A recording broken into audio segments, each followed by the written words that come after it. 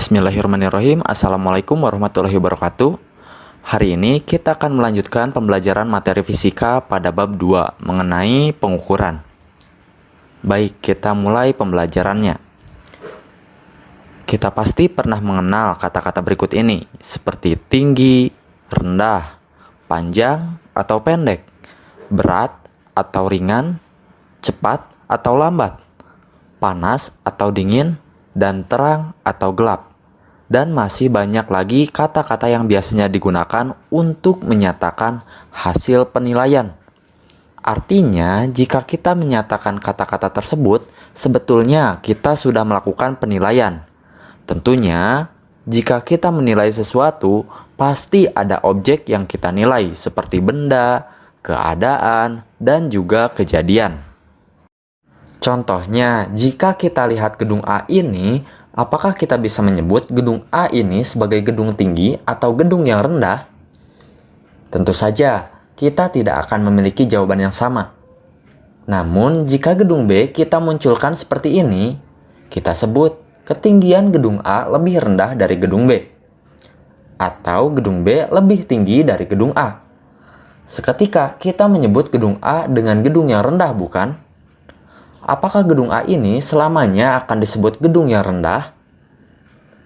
Kalau begitu, kita bandingkan gedung A ini dengan gedung C.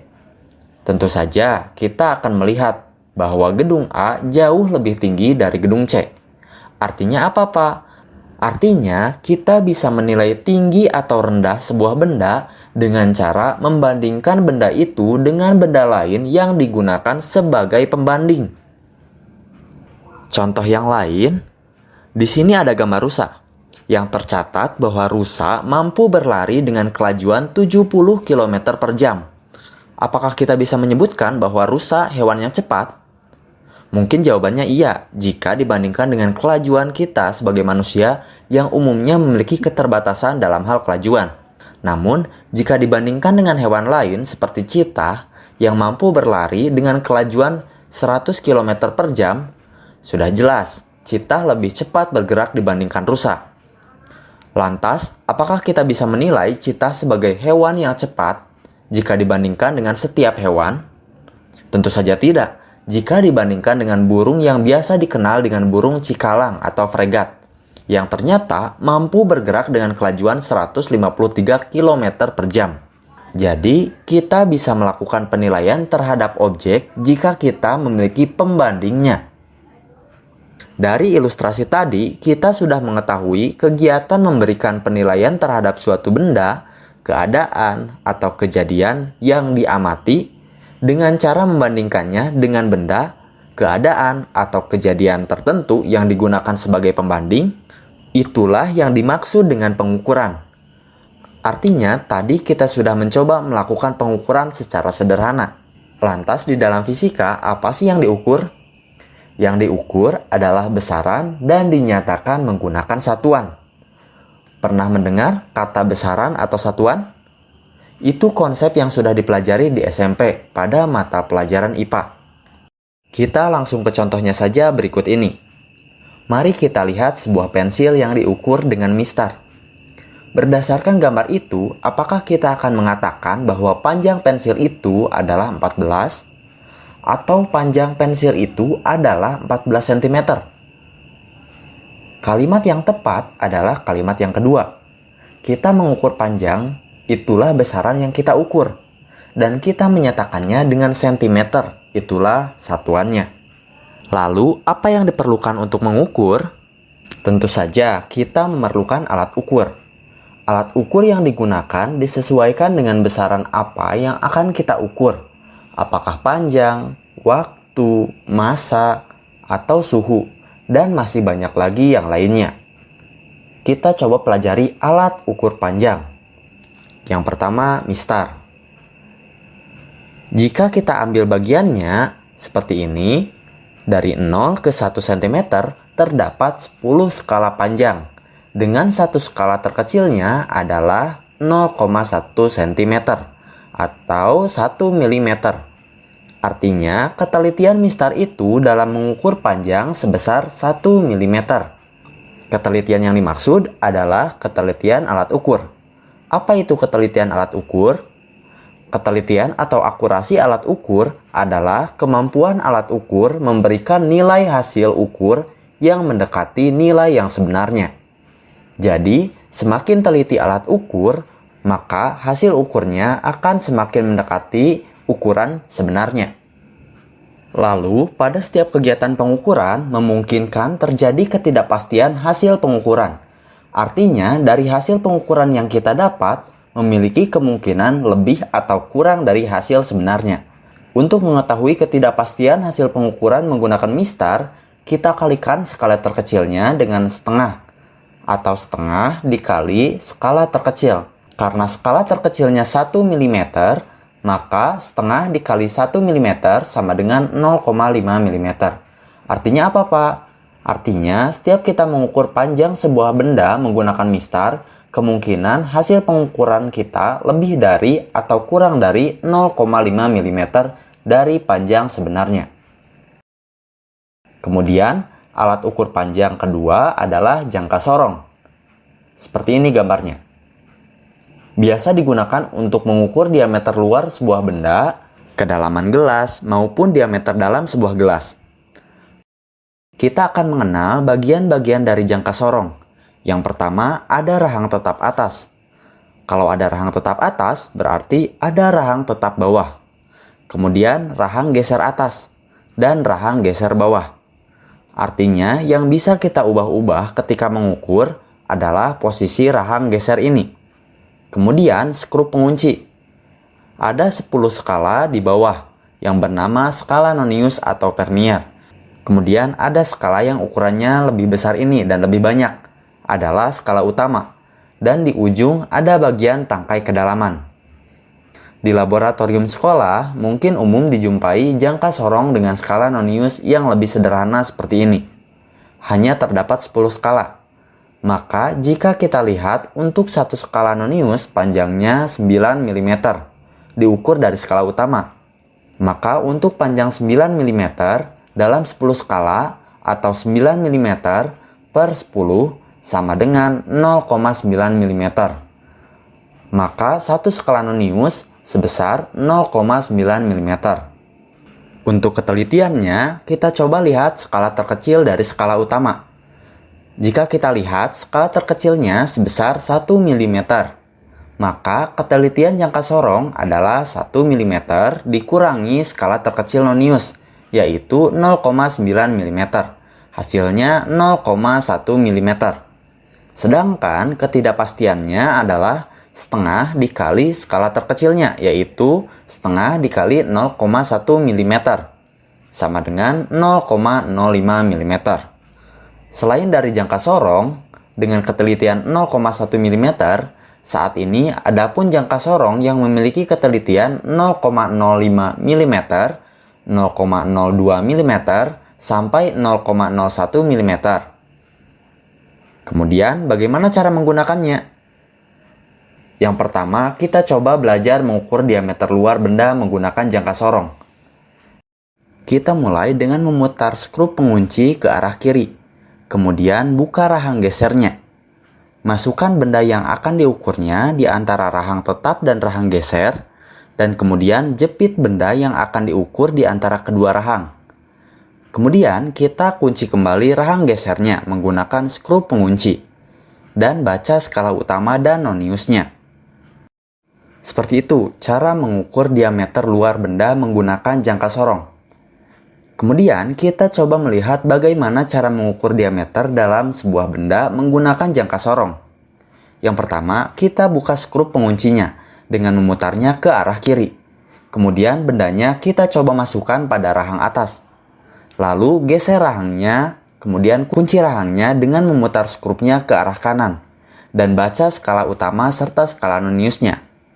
Seperti itu ya gambaran cara mengukur diameter dalam sebuah benda menggunakan jangka sorong. Dan yang terakhir, kita coba lihat bagaimana cara mengukur kedalaman benda. Yang pertama, kita putar skrup pengunci ke arah kiri. Kemudian, benda masuk pada bagian tangkai kedalaman. Lalu buka rahang gesernya dan kembali kita kunci rahangnya. dengan memutar skrupnya ke arah kanan. Lalu baca hasil skala utama dan noniusnya. Seperti itu ya. Lalu bagaimana cara membaca hasil pengukuran jangka sorong? Perhatikan salah satu contoh jangka sorong dengan ketelitian 0,05 mm berikut ini. Yang pertama, bacalah angka yang ada pada skala utama, yaitu angka yang berada di belakang skala nonius 0. Terlihat pada gambar, skala utama menunjukkan angka 1,2 cm. Kemudian, bacalah angka skala nonius yang segaris dengan skala utama. Jika kita besarkan skala noniusnya, maka didapat seperti ini. Terlihat bahwa skala nonius yang berhimpit dengan skala utama ada pada angka 8. Jika dihitung dari 0, terdapat 16 garis. Jika dikalikan dengan ketelitiannya sebesar 0,05 mm, maka didapat 0,8 mm atau 0,08 cm. Jika dijumlahkan dengan skala utama, maka diperoleh hasilnya 1,28 cm. Sekarang kita coba baca secara cepat ya. Perhatikan contoh berikut ini. Jika dilihat, skala utama di belakang skala nonius 0 adalah 0,6 cm. Sedangkan pada skala nonius yang berhimpit ada di 3,5. Maka kita langsung tulis saja 0,035 cm. Maka hasil pengukurannya 0,635 cm. Contoh kedua, kita lihat skala utamanya yang di belakang skala nonius 0 adalah 2 cm. Sedangkan skala nonius yang berhimpit ada di skala 6. Maka kita tulis 0,06. Maka hasilnya 2,06 cm. Seperti itu ya, cara membaca hasil pengukuran dengan menggunakan jangka sorong. Kemudian alat ukur panjang selanjutnya yaitu micrometer skrup. Kita coba kenali bagian-bagiannya terlebih dahulu. Yang pertama ada rahang tetap yang berfungsi sebagai penahan terhadap benda yang akan diukur. Kemudian rahang geser yang berfungsi sebagai penjepit benda yang akan diukur. Kemudian pemutar atau selubung putar untuk memutarkan skala nonius yang ada pada bagian selubung luar bersamaan dengan bergeraknya rahang geser. Kemudian pengunci berfungsi agar rahang geser tidak berputar. Skala utama, skala nonius, roda bergigi atau raket berfungsi sebagai penggerak rahang geser ketika melakukan pengukuran. Kemudian frame berfungsi sebagai rangka untuk meletakkan komponen mikrometer lainnya, juga sebagai pegangan terhadap mikrometer. Lalu tulisan ini apa Pak? 0,01 mm ini menunjukkan tingkat ketelitiannya. Sedangkan 0 sampai 25 mm itu adalah skala batas pengukurannya. Oke, sebelum kita lanjut, perhatikan animasi micrometer skrup di bawah ini. Perhatikan di kotak skala bagian ini ya. Jika saya coba putar di bagian skala noniusnya, terdapat skala 0, 5, 10, 15, sampai seterusnya. Yang jika kita hitung, pada skala noniusnya terdiri dari 50 skala. Kemudian perhatikan bahwa dari skala 15 ke 16 terdapat 2 skala. Satu skala di bawah dan satu skala di atas. Nah, jarak antar satu skala berjarak 0,5 mm. Ketika saya putar skala noniusnya dari 0 satu putaran penuh ke depan, seperti ini, maka ternyata skala utamanya berkurang 0,5 mm seperti ini. Sebaliknya, jika saya putar ke belakang dari skala 0 secara penuh, kembali lagi ke 0, maka akan seperti ini. Perhatikan skala utamanya ya. Nah, ternyata ketika diputar ke belakang satu putaran penuh diperoleh bahwa skala noniusnya akan bertambah 0,5 mm. Seperti itu ya. Saya coba rangkum hasilnya seperti ini. Tadi kita ketahui skala noniusnya berjumlah 50 skala. Kemudian, setiap satu putaran skala nonius hanya ada dua kemungkinan bahwa skala utama akan bertambah 0,5 mm atau skala utama akan berkurang 0,5 mm tergantung ke arah mana kita memutarnya ya. Lalu, jika tadi mistar dan jangka sorong memiliki ketelitiannya, maka berapakah ketelitian untuk micrometer skrup? Untuk mengetahuinya, kita perlu melihat skala noniusnya. Ingat bahwa skala noniusnya ada 50 skala ya. Maka untuk satu skala nonius, adalah jarak untuk satu putaran skala nonius yaitu 0,5 mm. Dibagi dengan banyaknya skala nonius yaitu 50 skala. Maka hasilnya 0,01 mm. Artinya apa, Pak? Artinya micrometer scope mampu untuk mengukur ketebalan sebuah benda sampai pada skala 0,01 mm. Luar biasa bukan? Lalu untuk ketidakpastian pengukurannya, maka kita dapat ketahui dengan cara setengah dikali skala terkecilnya, yaitu ketelitiannya 0,01 mm. Maka didapat ketidakpastian pengukurannya adalah 0,005 mm. Lalu masalahnya, untuk apa sih biasanya alat ini digunakan? Beberapa di antaranya adalah untuk mengukur ketebalan bidang, seperti bidang kertas, diameter paku, diameter bola, diameter kawat, dan masih banyak lagi yang lainnya. Kemudian, kita akan belajar bagaimana cara menggunakan micrometer scope. Oke, simak animasi berikut ini. Yang pertama, pastikan pengunci dalam keadaan terbuka. Lalu, bukalah rahang dengan cara memutar ke kiri pada skala putar hingga benda dapat dimasukkan di antara rahang.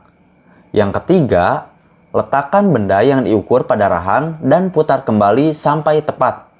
Dan yang terakhir, putarlah pengunci sampai skala putar tidak dapat digerakkan dan terdengar bunyi klik.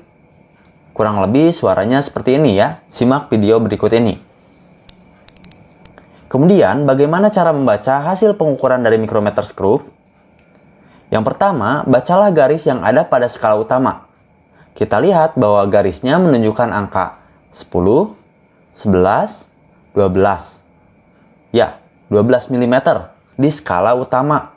Lebih sedikit ya. Nah, kelebihannya itu kita bisa lihat dari skala noniusnya. Coba lihat pada skala berapa skala noniusnya yang segaris dengan skala utama. Ya, skala nonius yang segaris ada pada skala 31. Lalu kalikan dengan 0,01 mm. Dari mana itu? Ya, dari tingkat ketelitiannya. Maka hasilnya adalah 0,031 mm. Jika kita jumlahkan dengan skala utama sebelumnya, maka diperoleh 12,31 mm.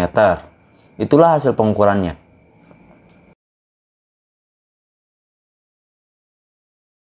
Baik, kita sekarang baca pengukurannya secara cepat ya. Yang pertama seperti ini. Kita lihat skala utamanya. 15, 16. Lalu ada satu skala di bawah. Maka skala utamanya adalah 16,5 mm. Sedangkan skala nonius yang segaris ada di skala sebelum 5, yaitu 4. Ya, maka skala noniusnya 0,4 mm. Jika dijumlahkan hasilnya adalah 16,9 mm. Kemudian yang kedua, skala utamanya adalah 10, 11, 12, 13, 14, 15. Jadi skala utamanya 15 ya. Lalu skala nonius yang segarisnya ada di skala 25, 26, 27, 28, 29. Ya, skala noniusnya 29. Maka 15 mm tadi kita jumlahkan dengan 0,29 mm. Maka diperoleh hasilnya 15,29 mm. Kemudian yang terakhir terlihat skala utamanya. 15, 16, 17, 18, 19. Ya, skala utamanya 19 mm. Dan skala noniusnya yang segaris adalah 37 atau 0,37 mm. Jika dijumlahkan maka diperoleh 19,37 mm. Kemudian kita akan mengenal beberapa alat ukur waktu, diantaranya jam analog, jam digital, stopwatch analog, stopwatch digital, dan jam pasir. Kemudian beberapa alat ukur massa seperti neraca pasar atau timbangan meja yang mungkin kalian sering lihat ketika melewati pedagang-pedagang di pasar. Neraca lengan tuas, neraca sama lengan, neraca lengan gantung atau neraca gantung, timbangan duduk, timbangan digital, kemudian neraca pegas, neraca Ohaus 2 lengan, 3 lengan, sampai 4 lengan.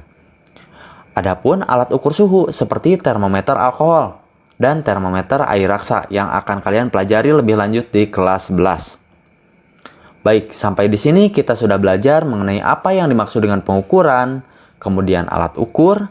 Khususnya di video ini kita belajar mengenai alat ukur panjang yaitu mistar, jangka sorong, dan micrometer scope. Dari ketiga alat ini, kita sudah belajar masing-masing ketelitiannya, yang ternyata mistar memiliki ketelitian 1 mm, kemudian jangka sorong 0,1 mm, dan mikrometer skrup 0,01 mm. Selain ketelitiannya juga ketidakpastian pengukurannya. Lalu kita belajar bagaimana cara membaca hasil pengukurannya. Kemudian kita sudah belajar bagaimana cara untuk menggunakannya. Kemudian kita sudah mengetahui beberapa dari alat ukur waktu, massa, dan suhu. Baik, sekian dari pembelajaran hari ini. Mohon maaf atas kekurangannya. Terima kasih. Wassalamualaikum warahmatullahi wabarakatuh.